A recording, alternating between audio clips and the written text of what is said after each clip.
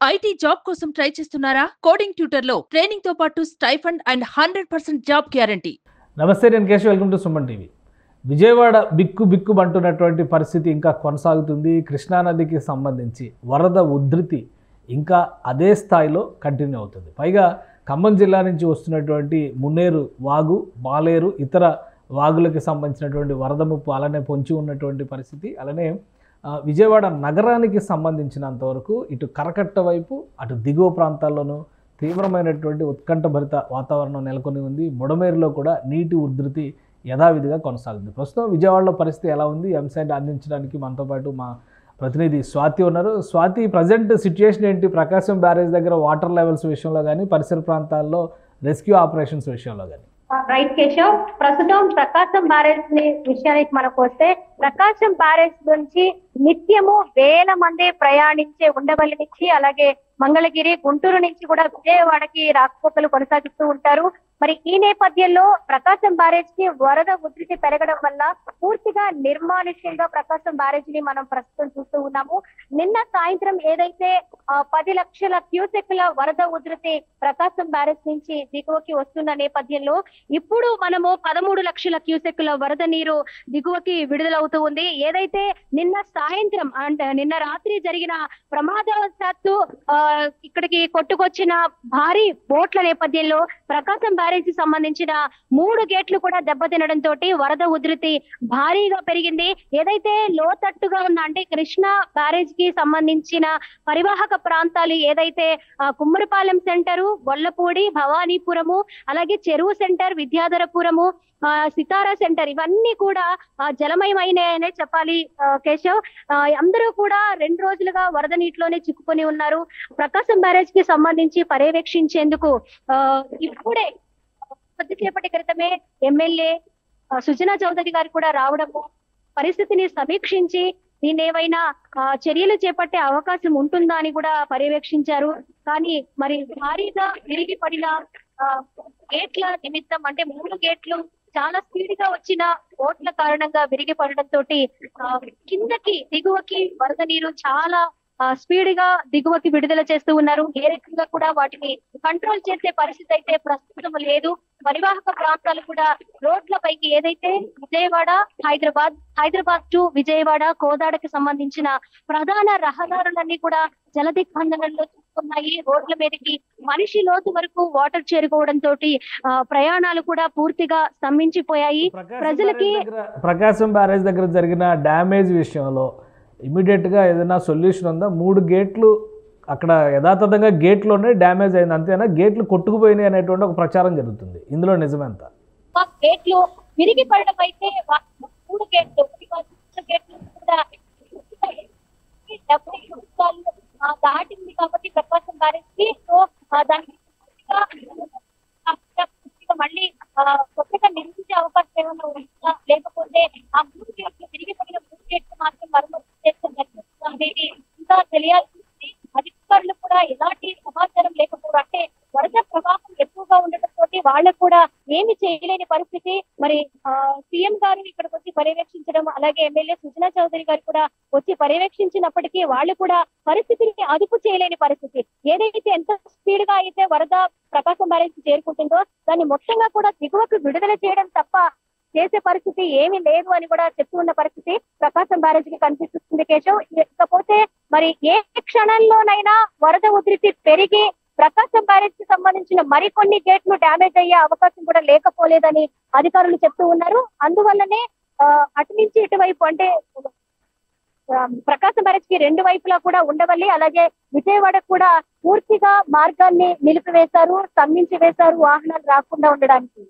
So కరకట్ట పరిస్థితి ఏంటి? కరకట్ట దగ్గర ఉన్న మంత్రి సత్యనారాయణరాజు ఆశ్రమాన్ని ఖాళీ చేయించారు. అలానే ఆ పరిసర ప్రాంతాల్లో కూడా వాటర్ లీకేజెస్ ఉన్నాయనేది ఒక సమాచారం వస్తుంది. దానికి సంబంధించిన దృశ్యాలు కూడా వచ్చినాయి. ఏంటి అక్కడ తాజా పరిస్థితి ఏంటి? ముఖ్యమంత్రి రెసిడెన్స్ దగ్గర వాతావరణం ఎలా ఉంది? కేశవ్, ఇక్కడ మంత్రి సత్యనారాయణ గారి ఆశ్రమం మొత్తం వాటర్ చేరుకుంది. 2nd ఫ్లోర్ వరకు కూడా వాటర్ చేరుకుంది అనే సమాచారం అయితే అందుతుంది. అక్కడ ఉన్న వాళ్ళని నిన్న మధ్యాహ్నమే వాళ్ళని పునరావాస కేంద్రాలకి తరలించి, ఎందుకంటే లోతట్టు ప్రాంతం కాబట్టి పూర్తిగా వరదలు వచ్చినప్పుడు అక్కడ నివాసాలు ఉండే వాళ్ళని ఇబ్బందులు పడుతూ ఉంటారు. వాళ్ళని నిన్న మధ్యాహ్నానికి పునరావాస కేంద్రాలకు కొంతమందిని తరలించినట్లుగా సమాచారం అందుతుంది. అలాగే సీఎం కి సంబంధించిన నివాసం కూడా పూర్తిగా జల దిగ్బంధనంలో ఉంది. సీఎం చంద్రబాబు నాయుడు గారు కూడా అటువైపు ఎవరిని కూడా వెళ్ళొద్దని, ఎందుకంటే ప్రమాదం జరిగే అవకాశం ఎక్కువ ఉండడంతో మాక్సిమం ప్రభుత్వ అధికారులు కూడా రెస్క్యూ టీమ్స్ కూడా మరి ఎప్పటికప్పుడు కూడా చర్యలు చేపడుతూ ఉన్నారు. విజయవాడ మొత్తము కూడా గేట్ మనకి కొట్టుకుని వెళ్తుంది, మనం చూస్తూ ఉన్నాము లైవ్ లో. కేశవ్, రైట్. ఇంకో విషయం, రైళ్ల రాకపోకల పైన కూడా అప్డేట్స్ ఏంటి? ఆల్మోస్ట్ పొద్దున 96 రైళ్లు రద్దు చేశారు, నిన్న 170 రైళ్ల వరకు రద్దయినాయి అనేటువంటిది సమాచారం ఉంది. ఇప్పుడు విజయవాడకి ట్రాన్స్పోర్ట్ అటు ఇటు పైకి వెళ్ళేటువంటి క్రమంలో, అంటే కలకత్తా వెళ్ళేటువంటి రూట్ కావచ్చు, చెన్నై వెళ్ళేటువంటి రూట్ కావచ్చు, ఇటు హైదరాబాద్ వైపు వచ్చేటువంటి రూట్ కావచ్చు, రైళ్ల రాకపోకల విషయంలో ఇప్పుడే ఒక గేట్ తెగిపడిన సందర్భాన్ని మనం ఇప్పుడు లైవ్ లో చూస్తున్నాము. చాలా మంది కూడా భయాందోళనకి గురవుతున్నారు. ప్రకాశం బ్యారేజ్ మీద 3 గేట్లు కాకుండా 4వ గేట్ కూడా ఇప్పుడే కొన్ని సెకండ్స్ క్రితమే గేట్ తెగిపడిన సందర్భాన్ని మనం చూసుకోవచ్చు. అక్కడికి మనం వెళుతున్నాము, లైవ్ లో చూపించే ప్రయత్నం చేద్దాము. ఈ బోట్స్ భారీగా ఉండడం, ఆ గాలి ఫోర్స్ కి ఆ గేట్లకి కొట్టుకుంటూ ఉండడం తోటి డ్యామేజ్ మాత్రం ఎక్కువగా జరిగే అవకాశం ఉందని అధికారులు చెప్తున్నప్పటికీ కూడా మరి 4వ గేట్ కూడా ఇప్పుడు విరిగిపడిన సందర్భాన్ని మనం చూసుకోవచ్చు. అధికారులు కూడా హుటాహుటిన ఇక్కడికి వస్తూ ఉన్నారు. అంటే గేట్ పిల్లర్స్ కి తగిలినటువంటి దృశ్యాలు అవి, లేదంటే డైరెక్ట్ గా గేట్ కి డ్యామేజ్ అయినటువంటి పరిస్థితి కనిపిస్తుంది? గేట్ కి డ్యామేజ్ అయ్యే పరిస్థితి కనిపిస్తుంది కేశవ్. మనం 3 గేట్లు డ్యామేజ్ అయినట్టు. రైట్. ప్రకాశం బ్యారేజ్కి సంబంధించి మొత్తం 70 గేట్లు ఉంటాయి. దాదాపు 75 ఏళ్ల క్రితం జరిగినటువంటి నిర్మాణం ఇది. 1953 ప్రాంతంలో నిర్మాణాన్ని మొదలుపెట్టారు. 55కి 56కి ఇది కంప్లీట్ అయినటువంటి పరిస్థితి. మొత్తం 70 గేట్లు వదిలిపెడితే 11,90,000 క్యూసిక్ల నీరు దిగువకి విడుదల చేసేటువంటి అవకాశం ఉంటుంది. అంటే ఇప్పుడు హైయెస్ట్ ఫ్లడ్ లెవెల్ దాదాపుగా రీచ్ అవుతున్నటువంటి పరిస్థితి కనిపిస్తుంది. ఇవాళ ఉదయానికే 11,36,000 క్యూసిక్ల వరద నీరు ప్రకాశం బ్యారేజ్ నుంచి దిగువకి వదిలిపెట్టారు. సో ఓవరాల్గా ఈ కెపాసిటీకి రీచ్ అయ్యేటువంటి క్రమంలో ఇప్పుడు బోట్ల రూపంలో ఎగువ నుంచి కొట్టుకొస్తున్నటువంటి భారీ బోట్లు కొన్ని డైరెక్ట్గా గేట్లను డ్యామేజ్ చేస్తున్నటువంటి పరిస్థితి ఉంది. ఎందుకంటే 70-80 ఏళ్ల క్రితం కాంక్రీట్ స్ట్రక్చర్స్ తక్కువ ఉండేవి. కాంక్రీట్ కంటే కూడా రాళ్ళు, సిమెంటు, సున్నంతో కలిపి కట్టినటువంటి నిర్మాణాలే ఎక్కువ ఉంటాయి. ప్రకాశం బ్యారేజీ ఈ విషయంలో గతంలో నిర్మాణం కృష్ణా ఆనకట్ట కూడా దాదాపు 100 ఏళ్ళు నిలిచినటువంటి పరిస్థితి. ఇప్పుడు కూడా ప్రకాశం బ్యారేజ్ సామర్థ్యం విషయంలో ఎలాంటి డోకా లేదు. కానీ ఈ బోట్ల రూపంలో కొట్టుకొస్తున్నటువంటి హెవీ బోట్స్ డ్యామేజ్ చేస్తున్నటువంటి పరిస్థితి ఉంది. ఇప్పుడే లైవ్లో చూసాం, నేరుగా 4వ గేటుకి ఢీ కొట్టినటువంటి బోటు దృశ్యాలు కనిపిస్తున్నాయి. అక్కడి నుంచి మా ప్రతినిధి స్వాతి లైవ్లో చూపిస్తుంది. ఈ గేట్ని ఢీ కొట్టడం వల్ల మళ్ళీ అక్కడ కూడా డ్యామేజ్ అవుతున్నటువంటి పరిస్థితి ఉంది. అధికారులు ఎవరైనా అక్కడ రియాక్ట్ అయ్యారా స్వాతి? ప్రస్తుతం 4వ గేటుకి డ్యామేజ్ అయిందా, లేదా 3-2 గేట్ల మధ్యలోనే మళ్ళీ ఆ బోట్ వచ్చి తగులుకున్న పరిస్థితి ఉందా? 4వ గేట్ కేశవ్, 4వ గేట్ కి అంటే ఆ ఫోర్స్ కి 3వ గేట్ దగ్గర ఉన్న బోటు 4వ గేట్ కి కొంచెం జరగడం జరుగుతుంది కదా, ఫోర్స్ కి రావడం జరుగుతుంది కదా. 4వ గేట్ కి దాన్ని చాలా స్పీడ్ గా కొట్టుకోవడం తోటి బోట్ కి సంబంధించిన పరికరాలు కూడా విరిగి మనము వరదలో కొట్టుకుపోవడం చూసాము. మరి అధికారులకి సమాచారం అందించడానికి వెళ్లారు, వాళ్ళు కూడా వస్తూ ఉన్నారు. కానీ వాళ్ళు వచ్చినా కూడా ఏం చేయలేని పరిస్థితి, చూడడం తప్ప ఎలాంటి చర్యలు చేపట్టలేని పరిస్థితి ప్రస్తుతం ప్రకాశం బ్యారేజ్ కనిపిస్తూ ఉంది.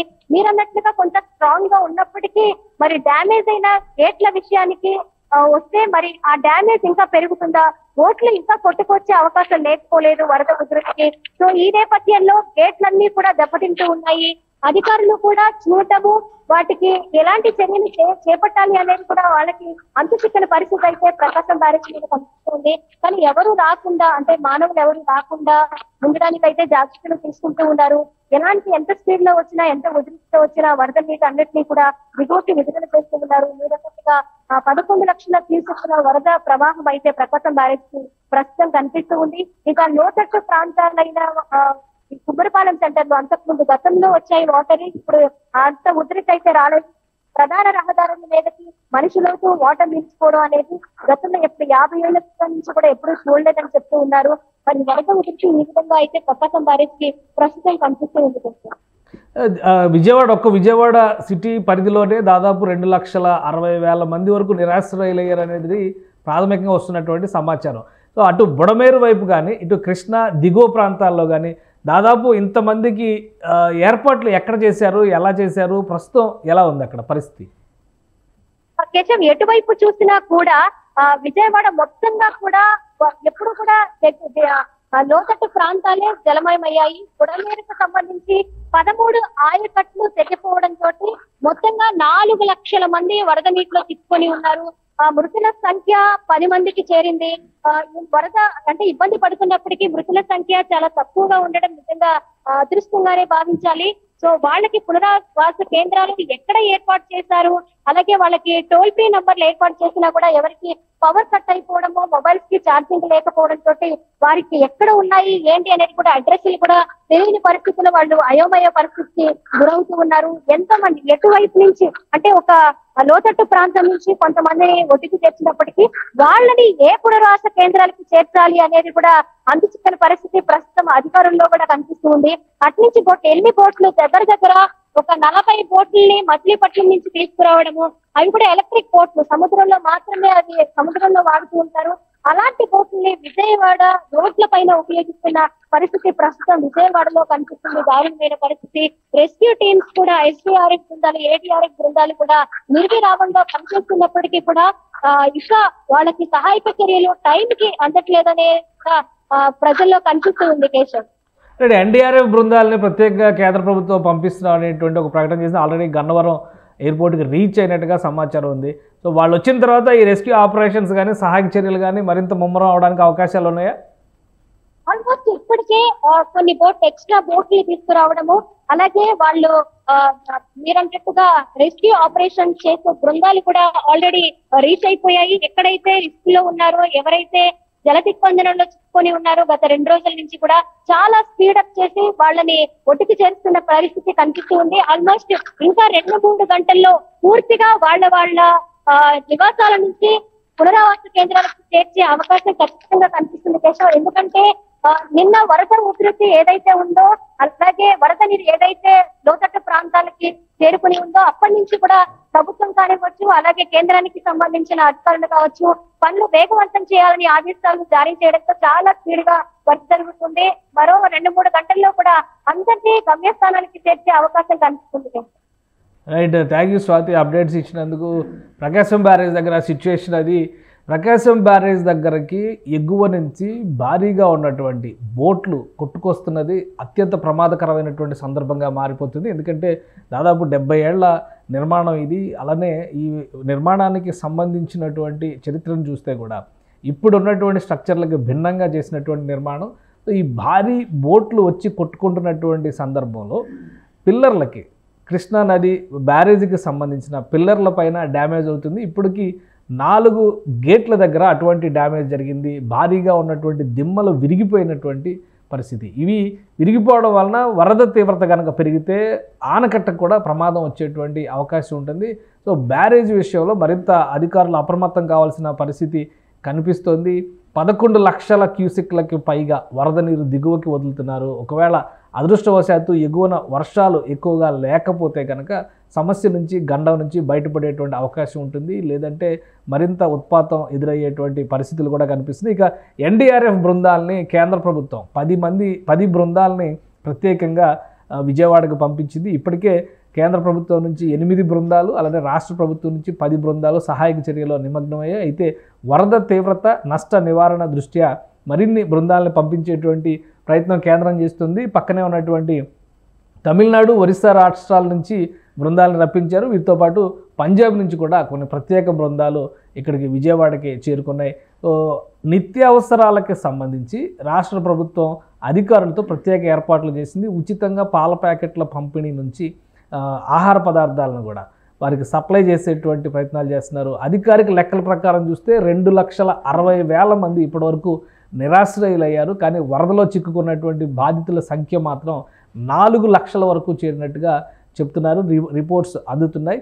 ఇక ఎగువన ఖమ్మం జిల్లా పరిధిలో వాగుల్లో, వంకల్లో వస్తున్నటువంటి వరద నీటి అంచనాలను బట్టి కృష్ణా బ్యారేజ్ దగ్గర పరిస్థితి ఎలా ఉంటుందనేది మనం అంచనా వేయచ్చు. మొత్తం మీద ఒక 24 గంటల పాటు మాత్రం తీవ్రమైన ఉత్కంఠభరితమైనటువంటి పరిస్థితి విజయవాడ నగరంలో నెలకొని ఉండే అవకాశం ఉంది. భయం గుప్పిట బెజవాడ గజగజలాడుతూ ఉన్నటువంటి పరిస్థితి కనిపిస్తోంది. కాబట్టి ఈ ఉత్పాతాన్ని ఎదుర్కొనేటువంటి క్రమంలో అందరూ సన్నద్ధమై ఉండాలి, జాగ్రత్తలు తీసుకోవాల్సినటువంటి అవసరం కనిపిస్తోంది. రాష్ట్ర ప్రభుత్వం కూడా ఈ తీవ్రతను దృష్టిలో పెట్టుకుని భారీ ఎత్తున ఏర్పాట్లు చేస్తోంది. ఇప్పుడు రెండవ దశలో చూస్తే కరకట్ట సమీపంలో జరుగుతున్నటువంటి వరద ఉధృతి, ఆ పరిసర ప్రాంతాల్లో ఉన్నటువంటి వాగులకి అలానే కట్టలకి అలుగులు పడుతున్నటువంటి పరిస్థితి ఉంది. కాబట్టి ఒకవేళ అక్కడ నీటి ఉధృతి ఎక్కువైతే బ్యారేజ్ నుంచి దిగువకు వెళ్ళే కంటే కూడా ఈ గ్రామాల వైపు, అమరావతి గ్రామాల వైపు నీరు మళ్ళేటువంటి అవకాశాలు ఉన్నాయి. కాబట్టి అధికారులు అక్కడ యుద్ధ ప్రాతిపదికన కట్టుదిట్టమైన చర్యలు చేపడుతున్నారు. నష్టాన్ని నివారించేందుకు కావాల్సినటువంటి జాగ్రత్తలు తీసుకుంటున్నారు. ప్రధానంగా ప్రాణ నష్టం జరగకుండా అందరినీ సురక్షిత ప్రాంతాలకి తరలించేటువంటి ఏర్పాట్లు చకచకా చేస్తున్నారు. మరొక 24 గంటల పాటు మాత్రం ఈ ఉద్రిక్త భరితమైనటువంటి వాతావరణం కొనసాగే అవకాశం కనిపిస్తోంది. సుమన్ టీవీలో మీ పర్సనల్ అండ్ బిజినెస్ ప్రమోషన్స్ కోసం కింది నెంబర్కి కాంటాక్ట్ చేయండి.